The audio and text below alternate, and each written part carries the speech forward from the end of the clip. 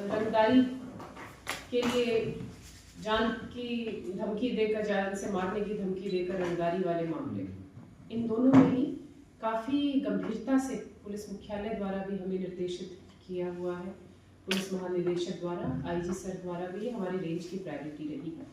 और इस जिले की भी सबसे ज़्यादा जो दो गंभीर इशूज़ जो रहे हैं वो यही रहे। इन पे हमारे शुरू से ही एक जो होता है स्पेशल फोकस रहा। कुछ एक चीज़ों में हमने इसमें काम भी किया है, कार्रवाई भी की है, और जो एक पुलिसिंग है उसको मजबूत करने के अलग अलग हमने कोशिश की है, चाहे वो बेसिक पुलिसिंग हो, चाहे वो बहुत एडवांस्ड जो जैसे टेक्नोलॉजी की मदद से पुलिसिंग। तो उसी में हम जैसे लगातार नाकाबंदी, पूछताछ, पुलिस विजिबल पुलिसिंग, इन सब पे हम काफ़ी फोकस कर रहे थे। उसी क्रम में रायसिंह नगर में अभी 2 दिन पहले रात को नाकाबंदी की हुई थी और औचक निरीक्षण सभी जो गाड़ियों का कर रहे थे। उसी में जो हमारे एएसआई जगतार जी रायसिंह नगर थाने के और उनकी टीम के द्वारा जब एक गाड़ी इनोवा को रोका गया, इनोवा क्रिस्टा को, उसमें 3 लोग बैठे हुए थे और उसके जब चेक किया गया उस गाड़ी को तो उसमें उनको 3 बैग मिले जिसमें कि पैसे भरे हुए थे। इस पे तुरंत उच्चाधिकारियों को अवगत कराकर उन्होंने उसमें उनको जब उनसे पूछा गया इनके पैसों के बारे में तो वो कोई संतोषजनक जवाब नहीं दे पाई। असंतोषजनक जवाब की वजह से उसमें 106 बीएनएसएस में उन पैसों को जब्त किया गया। और जब गांव वगैरह में जब पूछा गया कि इनका क्या काम है, कैसे इनके पास इतने पैसे आए, तो पूरी संदिग्ध भूमिका लगी, क्योंकि वो एक सिंपल टेलर का काम, जो कुलदीप को हमने मौके से गिरफ्तार किया और कुलदीप के साथ रामस्वरूप के साथ एक हमने गिरफ्तार किया है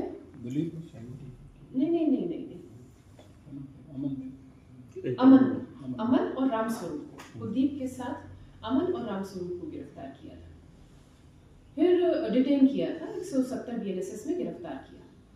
उसके बाद जब इनसे पूरी और आगे डिटेल ली तो कुलदीप के द्वारा बताया गया कि उसके बेटे योगेश ने उसको कहा था कि वहाँ से जाके जोधपुर से जाके इस व्यक्ति से जो जयराम जानू है इससे अपने को रुपए लेकर आए। तो वो जोधपुर से रुपए लेकर आया है और इसके साथ जो कुलदीप के साथ इसके 2 दोस्त अमन और रामस्वरूप और सूरतगढ़ से घनश्याम, ये लोग गए थे। फिर जब इन बातों का पता लगा कि और फोन, फिर योगेश को जब डिटेन किया तो योगेश ने बताया कि एक शैंटी साहिल बिश्नोई नाम का एक उसका दोस्त है, उसके कहने पर ये गया था। शैंटी क्या है? साहिल बिश्नोई अबोहर का है। फिर जब ये बात हमें पता चली कि फिर हमने साहिल बिश्नोई की जब हमने हिस्ट्री खंगाली तब हमें पता चला कि साहिल बिश्नोई अंकित बहादुर का काफी क्लोज रहा है। और जो एक अपना पंकज सोनी मर्डर हुआ था लालगढ़ में, उसमें आरजू बिश्नोई और ये जो शैंटी साहिल बिश्नोई केसवार थे और इकट्ठे जेल में बंद थे। उसी समय पर जो इसका कुलदीप का भांजा अक्षय, वो भी जेल में बंद था। तो इन तीनों की आपस में अच्छी जान पहचान हुई। फिर जब लास्ट 2024 में जो ये शैंटी है, इसको लास्ट दिल्ली जो स्पेशल पुलिस है इसके उनके द्वारा आर्म्स एक्ट के केस में गिरफ्तार किया गया था और जब से वो बेल पर आया है तब से वो फरार ही चल रहा है, वो अपने क्षेत्र में नहीं आया।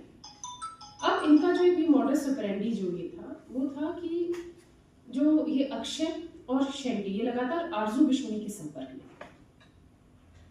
और ये जो भी रंगदारी से जो पैसा आता है कि कहाँ से कलेक्ट करना है वो इसको योगेश को बताते थे। योगेश, कुलदीप ये जाके वो पैसा कलेक्ट करके लेकर आते थे और उसके बाद इन्हीं के कहे अनुसार ये पैसा वितरित करते थे अलग अलग जगह पे, जहां पर ये कहते थे कि ये पैसा यहाँ दे के आना है तो वो वहां पर दे के आते थे। तो मेरे ख्याल से ये पहली राज्य भर में ये पहली ऐसी कार्रवाई है जो कि संगठित अपराध के जो आर्थिक जो ट्रेल है, जिस पर हम आज तक नहीं पहुंच पाते थे। हम शूटर्स गिरफ्तार कर लेते थे, हम उनके एसोसिएट गिरफ्तार कर लेते थे, लेकिन आज तक कभी भी पैसों की ट्रेल पर, और पैसे ये कैसे पहुंचाते हैं अपने जो इनको मदद करते हैं, तो वो पहली बार इसका खुलासा हुआ है। और इसमें जो पूरी टीम ने मतलब शुरू में जो एक औचक इस पे नाकाबंदी में जो ये कार्रवाई हुई, सीजर की कार्रवाई हुई, और उसके बाद इसको डेवलप किया गया, ये पूरी टीम का इसमें मैं कहूँगी कि बहुत ही अच्छा योगदान रहा। और अभी तो हमारे पास सिर्फ अभी तो शुरू में ही हमने ये अभी 4 ही गिरफ्तार किए हैं, कुछ डिटेन कर रखे हैं, और हमें बहुत महत्वपूर्ण सूचनाएं मिल रही हैं हमारे पास। जैसे जैसे जो जहाँ से ये जब से पैसे लेकर आए हैं और जहाँ पर देकर आते हैं थे, कुछ एक ऑनलाइन ट्रांजैक्शंस भी हुई हैं, तो उन सबको हम एक एक को खोदेंगे। इसमें हमने इसलिए स्पेशली मैंने, क्योंकि इसकी गंभीरता को देखते हुए additional SP QIDT Bhanwar Singh ji को और उनकी एक पूरी टीम गठित की है, एक SIT के रूप में एक टीम गठित की है जो कि इसमें तह तक जाएगी। और हम चाहेंगे कि अगर हमें ये ब्रेक थ्रू मिला है तो इसमें हम इतनी मेहनत करें कि हम पूरे इसके जो चैनल के फाइनेंशियल जो चैनल ट्रेल है, इसके हर एक आदमी तक हम पहुंच के और उसके विरुद्ध सख्त से सख्त कार्रवाई कर सकें। अब बताती हूँ कि पैसे कैसे जाते हैं। ये बड़ा इंटरेस्टिंग है कि अब जैसे फोन आता है, जैसे आएगा शैंटी का, साहिल का, योगेश के पास, इसके पास इतने पैसे भिजवाने हैं, इनके हमें जैसे ये इसका शैंटी का हमने अभी बहनोई को भी डिटेन कर रखा है, मनीष, तो उससे भी बड़े महत्वपूर्ण खुलासे हो रहे। ये जो USDT का काम करते हैं ना, ये पूरा अपना राजस्थान में गंगानगर, हनुमानगढ़ और ये हरियाणा को यही संभालते हैं। उसके जितने भी पैसे आते जाते हैं वो इसी चैनल से ही आते जाते थे, तो इसलिए ये बहुत ही महत्वपूर्ण चैनल। इनमें से जो अक्षय है, आज के समय पे वो लाखासर मर्डर हुआ था हनुमानगढ़ का, तो उस मर्डर में वो जेल में बंद है।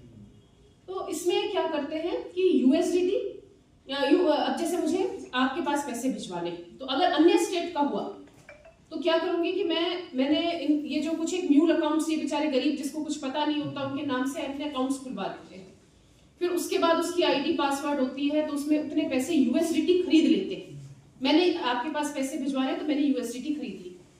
अब सामने वाले को वही मैंने ID पासवर्ड बता दिया, अब उसने USDT वहां से वो बेच देते हैं और उससे कैश प्राप्त कर लेते हैं, और अगर यहीं का लोकल है तो उसको जाके कैश दे देते हैं।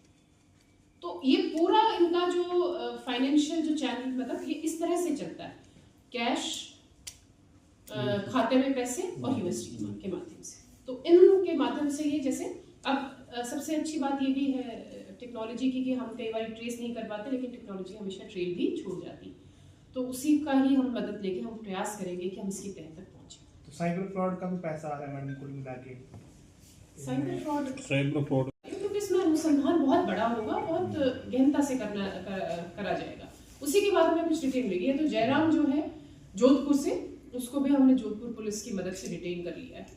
ये जयराम का एक बार साइबर फ्रॉड में नाम आ चुका है शायद गंगरा थाने में। उसका जो पूरी डिटेल्स है वो तो एक बार पता करेंगे, लेकिन जयराम मूलतः यहीं का ही है, उसका एक केस श्रीगंगानगर का है मूलतः। तो वो वहां पर उसके पास कोई अज्ञात, जो इसका कहना है अभिप्राय तौर पे, कोई अज्ञात व्यक्ति उसके पास ही पैसे छोड़कर गए थे। तो इसमें हाँ, अब हमें एक तो ट्रेल होगी आगे वाली कि पैसा जा कहाँ रहा है, और आरजू बिश्नोई के माध्यम से ये पूरे जो संगठित अपराध से जुड़े हुए जो लोग हैं उन्हीं पे ही जा रहा है। अब ये पैसा आया कहाँ से है, यह दूसरी ट्रेल है। इस पर भी अभी जो प्रारंभिक अनुसंधान में हम सिर्फ अभी उसमें पहली कड़ी जो है जयराम, उस तक ही पहुंच पाए हैं। फिर जयराम से आगे हम जरूर जाएंगे। जयराम का हैंडल कौन है? वही मैं कह रही हूँ, उससे फिर हम आगे, अभी तक हम उसी तक पहुंचे। इसमें 1 करोड़ स्टार्टिंग में जयराम, यहाँ पे देखिएगा जयराम का जो इधर ये श्रीगंगानगर का ही, इसलिए योगेश उसके संपर्क में था, उसने योगेश के कहने पर उधर जो ये कुलदीप है, ये सारा इधर यही मेन थे, तो वहां पर उन्हीं के माध्यम से ये पैसे उस जयराम तक पहुंचाए गए। तो अब जयमल भी नाम के दो भाई गिरफ्तार। हाँ, जयमल यही श्रीगंगानगर में रहता है, जयराम जयमल दो ये दोनों भाई हैं। जयमल श्रीगंगानगर में रहता है और जयराम जोधपुर में रहता है। और मैम पहले कितने बार ये इस तरह से पैसे अभी कुछ हमें आई है सूचना, 1-2 की और आई है कि इस तरह से इन्होंने शायद पहले भी पैसे लेकर आए हैं। तो ये उसका कोई पूरा आपको जैसे जैसे खुलासे करोड़- होते रहेंगे वैसे वैसे आपको 1 करोड़ लेके वहाँ से रवाना हुए थे, ये बीच में 9 लाख कहीं इन्होंने नहीं, अभी जो पता चला है देखिएगा, मतलब जो शुरुआती दौर में जो पता चला वो यही पता चला है कि 9 लाख रुपए जयराम ने अपने हिस्से का रखे 91। तो जयमल भी इसमें इन्वॉल्व है, दूसरा भाई। वो आपको एकदम आज ही मैं सारी चीजें नहीं बता पाऊंगी, ये इतना बड़ा है इसका हमारे पास काम करने का, इसमें इतने दिन की मेहनत में आपके सामने में वो नहीं कर पाऊंगी, इसको पूरा ब्यौरा नहीं दे पाऊंगी। हमने कल रात को इसमें जो जांच अधिकारी थे इसके जब्ती के ओम प्रकाश जी सब इंस्पेक्टर, उनकी फर्द पर हमने 111 असंगठित अपराध में इसमें मुकदमा दर्ज तो कर मैम जो 3 लोग वहाँ से वो पैसा लेके आए थे या 4 लोग, तो उनके खिलाफ किस तरह के मुकदमे थे?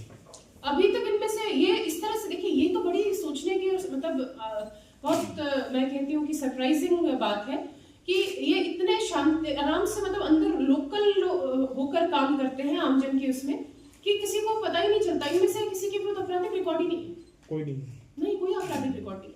ये कुलदीप योगेश जो इधर पूरा ये संभाल रहे हैं, जो मैं कह रही हूँ ये पीछे रह के काम करते हैं, और वो इतना, ये रीढ़ की हड्डी है उस संगठित अपराध की। हमने आज वो रीढ़ की हड्डी तोड़ दी है, तो वो पीछे रहकर और इसको पूरा पोषण दे रहे थे, तो उस पर ये बड़ा आघात है। और अगर हम उनकी पूरी ट्रेन लेंगे आगे और पीछे दोनों तरफ, अगर हमने इसमें मतलब अभी तक तो यही प्रयास रहेगा और इसमें हम पूरी कोशिश भी करेंगे, इसीलिए इसमें स्पेशल हमने फोकस रखा है कि अगर हम इसमें लास्ट मैन तक अगर हम काम कर गए ना, तो ये यहाँ से मतलब श्री गंगानगर और आसपास वाले एरिया से इनका सफाया होना बिल्कुल निश्चित। ये वसूली कहाँ से की गई है? मैं वही कह रही हूँ, उस तक हम सिर्फ पहली कड़ी तक पहुंचे जयराम तक, उसके बाद वाली पर आपको हमारे लिए तो बड़ी अच्छी बात है, और हम आपको इसके साथ हम भी आप चाहेंगे कि आपके साथ इसमें जो भी आगे डेवलपमेंट होगी वो शेयर की जाए। इसमें इनकम टैक्स को इन्वॉल्व किया गया? इसमें पहले जब किया था तब हमने उनके पास लिखा था, लेकिन अब हमारे पास पता है कि इसका मतलब कि किस चीज के लिए आया है। आगे अगर वो हमसे कोई कॉपरेशन मांगे तो हम उनके साथ पूरा कॉपरेट। अभी अरेस्टिंग कितनी हो चुकी है इसमें? अभी हमने 4 की है। अभी कल जो केस दर्ज हुआ है, कल रात को केस दर्ज हुआ है, इसीलिए अभी प्राथमिक तौर पर जो वहां पर मौके पर जो लेकर आए थे पैसे, उन 4 की तीन तो यही हो गए, 3 ये हो गए और चौथा उसका बेटा हो गया योगेश। और अभी घनश्याम वगैरह जो आप बता रहे वो डिटेल, और उनकी भी अभी विधिक रूप से देखो कार्रवाई करने में समय लगता है, अभी उनसे पूछताछ जारी है और फिर विधिक रूप से उसमें हम आगे उनकी गिरफ्तारी भी